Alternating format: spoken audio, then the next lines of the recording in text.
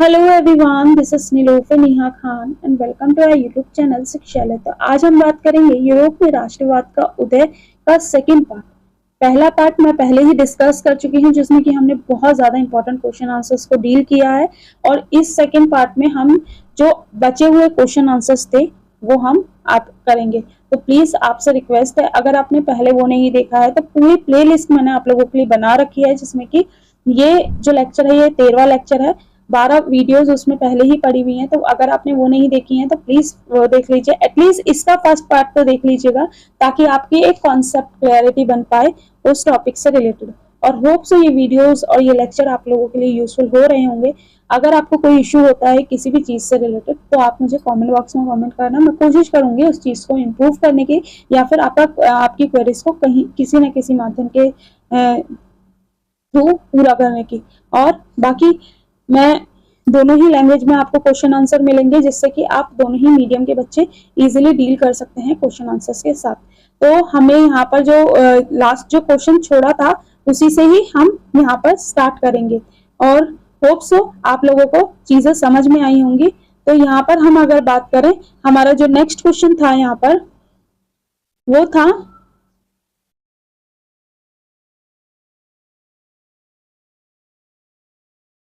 Question number जो हमारा next था वो था, ब्रिटेन में राष्ट्रवाद का परिणाम क्या हुआ था। तो क्या हुआ था? ऑप्शन है ए, एक क्रांति हुई थी। बी ऑप्शन है अन्य राष्ट्रों में का औपनिवेशीकरण हुआ था। दूसरा सी ऑप्शन है एक लंबी चलने वाली प्रक्रिया स्टार्ट हुई थी। और डी ऑप्शन है नेपोलियन की हार हुई थी। यहाँ पर एक चीज याद रखिएगा कि ये जो क्वेश्चंस हैं ये बहुत इंपॉर्टेंट है। तो इसलिए मैंने आप लोगों से कहा है कि आप लोग थोड़ा सा नोट्स को ध्यान से पढ़ें, प्लस अपनी एनसीईआरटी को बिल्कुल भी निगलेक्ट नहीं करेंगे। एनसीईआरटी से ज्यादा बेटर आपके लिए कोई ऑप्शन नहीं है। ठीक है, तो यहाँ पर ऑप्शन नंबर सी आपका सही हो जाएगा। ठीक है, नेक्स्ट क्वेश्चन है आपका, इंग्लैंड और स्कॉटलैंड को मिलाकर ब्रिटेन को यूनाइटेड किंगडम कब बनाया गया था। तो कब बनाया गया था? ऑप्शन है आपके, ए ऑप्शन है 1607 में, बी ऑप्शन है 1707 में, सी ऑप्शन है 1801 में, और डी ऑप्शन है 1901 में। तो यहाँ पर जैसे कि मैंने आपको हमेशा कहा है कि पहले हमें कोशिश करनी है कि हम क्वेश्चंस को एलिमिनेट कैसे कर सकते हैं। तो अगर आप ठीक से चीजें देखोगे तो 1801 और 1901 ये ऑप्शन हमारे पहले ही एलिमिनेट हो जाएंगे। तो या तो हमारा ऑप्शन जो है वो 1607 है, या फिर हमारा जो ऑप्शन है वो हमारा 1707 है। तो यहाँ पर जो आपका ऑप्शन सही होगा वो होगा 1707, यानी कि बी ऑप्शन आपका सही हो जाएगा। इसके बाद अगर हम बात करें नेक्स्ट क्वेश्चन की, तो नेक्स्ट क्वेश्चन है 1801 में यूनाइटेड किंगडम ने जबरन अपने क्षेत्र में क्या शामिल किया था। ऑप्शन है आपके पास France, B option Ireland, C option Germany, D option आपके पास इटली। तो यहाँ पर जो आपका आंसर सही होगा वो होगा आपका आयरलैंड। ठीक है, बी ऑप्शन आपका यहाँ पर सही हो जाएगा। और होप से ये जो सीरीज चल रही है ये आप लोगों को अच्छी लग रही होगी। ठीक है, तो नेक्स्ट क्वेश्चन है जो हमारा है वो है, नए ब्रिटेन के प्रतीकों ने क्या बढ़ावा दिया। ये थोड़ा सा, नए ब्रिटेन के प्रतीकों ने क्या बढ़ावा दिया।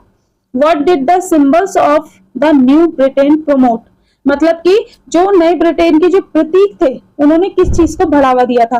तो यहाँ पर हम अगर हम बात करें तो ऑप्शन है हमारा साम्राज्यवाद को बढ़ावा दिया, बी ऑप्शन है राष्ट्रवाद को, सी ऑप्शन है अंतरराष्ट्रीयवाद को, या फिर राजशाही को। तो अगर आपको देखिए, कोई भी चीज आप पढ़ लीजिए, जब तक आपके कॉन्सेप्ट क्लियर नहीं है तो आपको चीजें नहीं समझ में आएंगी। तो यहाँ पर जो हमारा आंसर होगा वो होगा बी ऑप्शन सही होगा, राष्ट्रवाद को बढ़ावा दिया था। ठीक है, यानी कि नेशनलिज्म को। इसके बाद अगर हम बात करें नेक्स्ट क्वेश्चन की, तो बाल्कन के नाम से जाने जाने वाला क्षेत्र किस लिए जाना जाता था।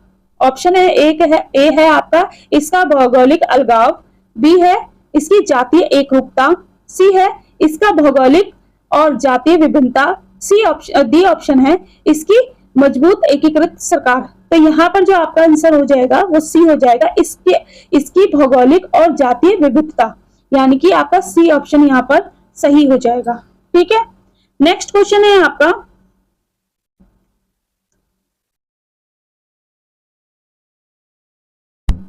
19वीं शताब्दी में बाल्कन क्षेत्र को विस्फोट किस चीज ने बनाया था? तो ऑप्शन है आपके पास राष्ट्रवाद का अभाव, बी ऑप्शन यूरोपीय शक्ति की एकता, दूसरा रोमांटिक राष्ट्रवाद या फिर कह लीजिए इसे रोमानी राष्ट्रवाद भी कह सकते हो, ठीक है, का प्रसार और ऑटोमन साम्राज्य का विघटन, और डी ऑप्शन है संसाधनों की कमी। तो यहाँ पर अगर आपने सही से चीजें अभी तक पढ़ी हैं तो आपको ऑप्शन पता चल गया होगा, ऑप्शन नंबर सी आपका सही होगा, रोमांटिक राष्ट्रवाद या फिर कह लीजिए रोमानी राष्ट्रवाद का प्रसार और आपका ऑटोमन साम्राज्य का विघटन, ठीक है। नेक्स्ट क्वेश्चन है हमारा, वो है बाल्कन क्षेत्र पर नियंत्रण के लिए यूरोपीय शक्तियों में प्रतिस्पर्धा क्यों हुई? तो ऑप्शन है आपके पास संसाधनों की कमी के कारण, बी ऑप्शन ऑटोमन साम्राज्य का समर्थन करना, सी ऑप्शन इसके भौगोलिक अलगाव के कारण, और डी ऑप्शन है इसमें सामरिक महत्व और राष्ट्रवादी आंदोलनों के कारण, ठीक है। तो ये आपका आंसर जो हो जाएगा वो डी हो जाएगा, यानी कि अपने सामरिक महत्व और राष्ट्रवादी आंदोलनों के कारण, ठीक है। नेक्स्ट क्वेश्चन है हमारा, नेक्स्ट वन, बाल्कन में तीव्र संघर्ष के कारण क्या हुआ? तो बाल्कन में तीव्र संघर्ष के कारण क्या हुआ था? What did the intense conflict in the Balkan lead to? तो पहला ऑप्शन है लोकतंत्र का प्रसार, the spread of democracy, Balkan राज्यों का एकीकरण, the unification of the Balkan states, the प्रथम विश्व युद्ध का प्रकोप, the outbreak of world war one, साम्राज्यवाद का उदय, द राइज ऑफ इंपीरियलिज्म, ठीक है। तो यहाँ पर आपका ऑप्शन जो सही होगा वो आपका सही होगा, तो यहाँ पर आपका आंसर सी सही होगा, प्रथम विश्व युद्ध का प्रकोप, यानी कि the outcome of world war, first world war, ठीक है। नेक्स्ट क्वेश्चन है हमारा, 18वीं और 19वीं शताब्दी में कलाकारों ने एक राष्ट्र के विचार को कैसे चित्रित किया?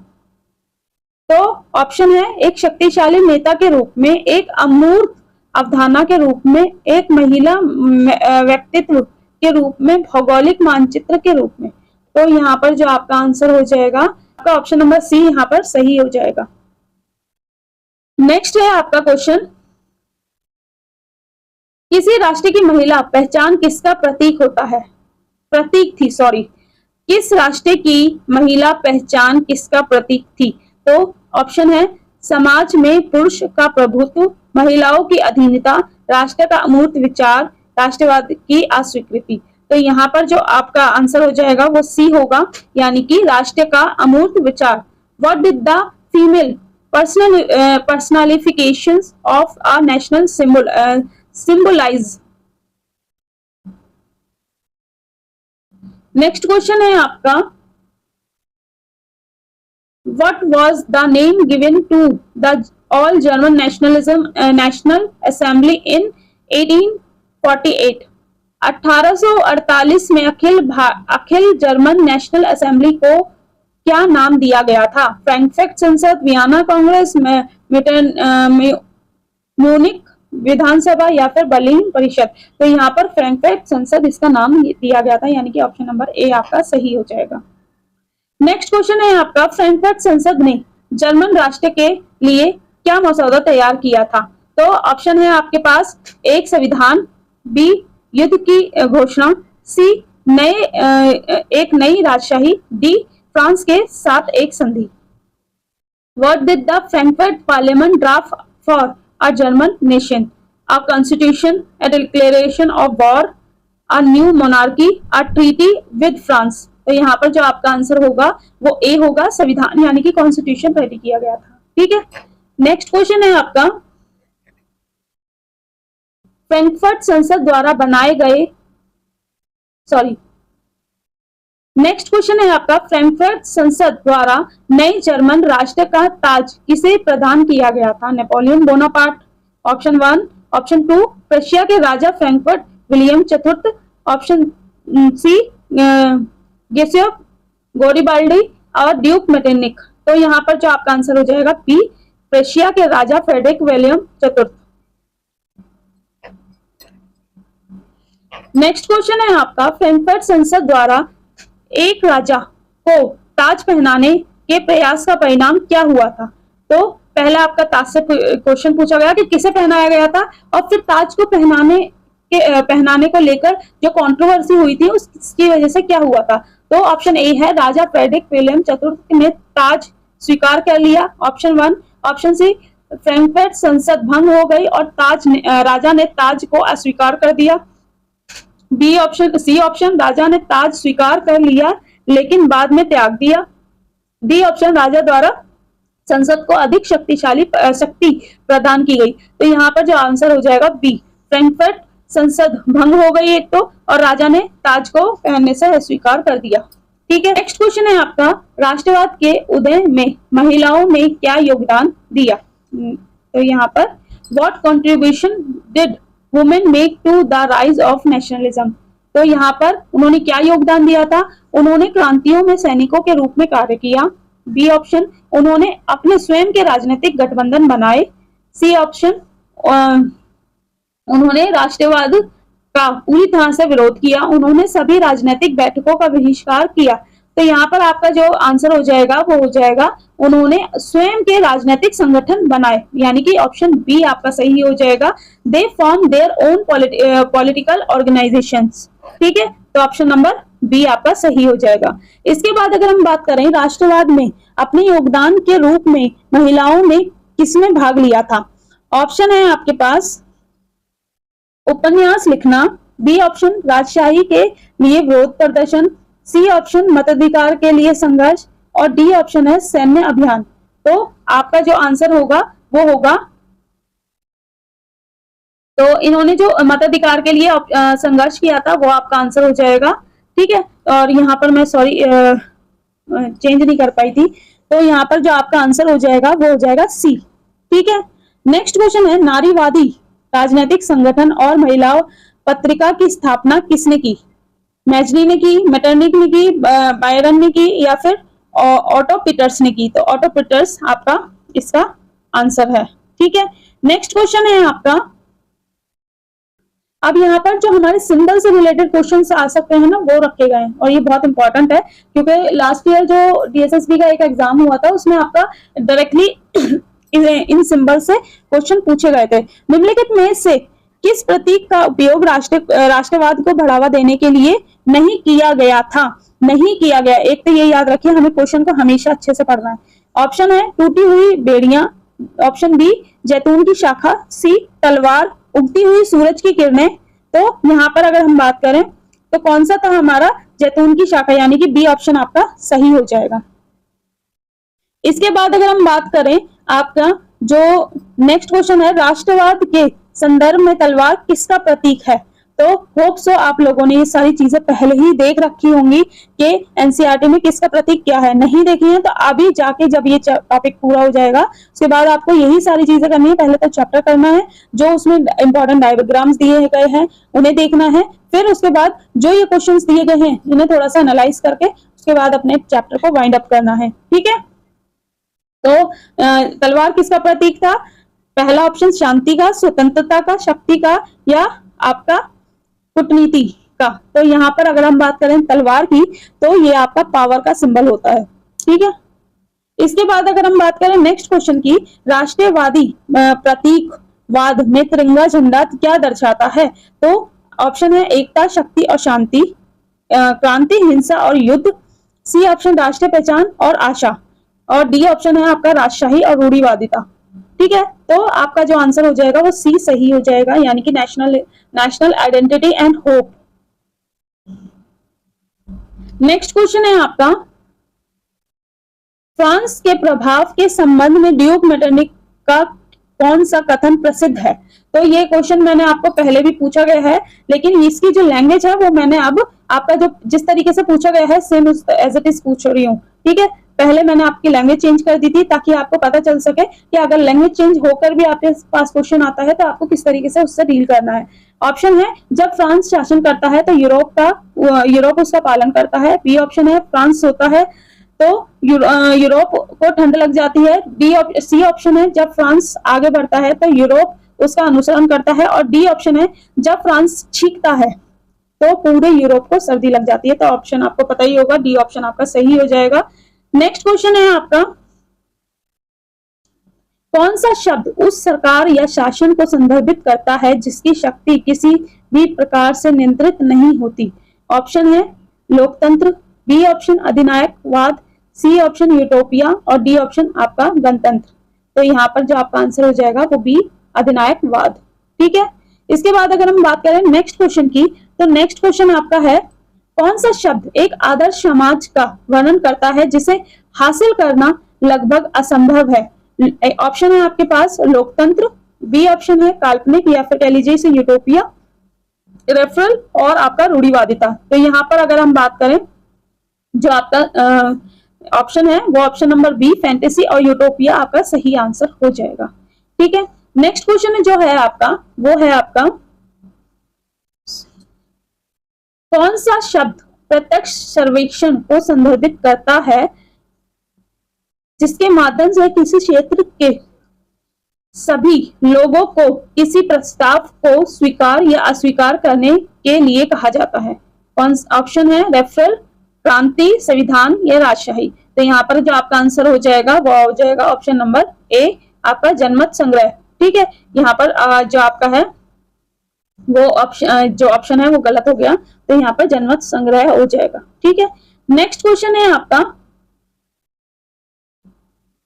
कौन सा राजनीतिक दर्शन परंपरा स्थापित संस्थाओं और रीति रिवाजों पर जोर देता है?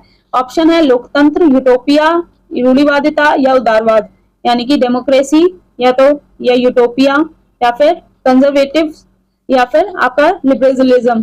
तो यहाँ पर आपका आंसर जो होगा वो सही कौन सा होगा? आपका सी ऑप्शन सही होगा, यानी कि कंजर्वेटिविज्म। ठीक है, नेक्स्ट क्वेश्चन है, कौन सा शब्द एक विशेष प्रकार के सामाजिक और राजनीतिक दृष्टिकोण को इंगित करता है, करने वाले विचारों के समूह को संदर्भित करता है? ऑप्शन है आपके पास विचारधारा, बी ऑप्शन है लोकतंत्र, सी ऑप्शन है राजशाही और डी ऑप्शन है आपका रेफरल। तो यहाँ पर जो आपका आंसर हो जाएगा विचारधारा, यानी कि आपका जो आंसर यहाँ पर आ जाएगा आइडियोलॉजी। ठीक है, तो यहाँ पर ये हमारे क्वेश्चन आंसर कंप्लीट हो चुके हैं और होप सो आप लोगों के लिए ये जो लेक्चर्स हैं या फिर ये जो वीडियोस हैं वो काफी यूजफुल हो रही होंगी। ठीक है, बाकी इससे रिलेटेड, इस टॉपिक से रिलेटेड अगर मुझे और क्वेश्चंस लगेंगे कि हो सकता है और क्वेश्चंस बनाए जा सकते हैं इस टॉपिक से रिलेटेड, तो जब हम रिवीजन स्टार्ट करेंगे ना, मतलब सिर्फ जो वन लाइनर फॉर्मेट में मैं कोशिश करूंगी वो वाली क्लासेस लेने की, ताकि आपका टाइम थोड़ा कंज्यूम कम हो और आपको चीजें ज्यादा मिल जाए। ठीक है, तो वो वाली जो वीडियो बनाऊंगी उसमें मैं और क्वेश्चंस रखने की कोशिश करूंगी। बाकी मैंने आपके 50+ क्वेश्चन आंसर्स यहाँ पर करवाए हैं जो कि मोस्ट इंपॉर्टेंट है। एनसीईआरटी से रिलेटेड जितने भी फैक्ट्स थे या फिर जितनी भी चीजें थी वो सारी मैंने रखने की कोशिश की है। प्लीज आप लोगों से रिक्वेस्ट है, इतनी मेहनत लगती है दोनों ही लैंग्वेज में, एक तो बनाना, दूसरा रिकॉर्ड करके सारी चीजें मैनेज करना। प्लीज आप लोगों से एक चीज मैं एक्सपेक्ट कर सकती हूँ कि आप इन वीडियोस को लाइक एंड शेयर जरूर करें।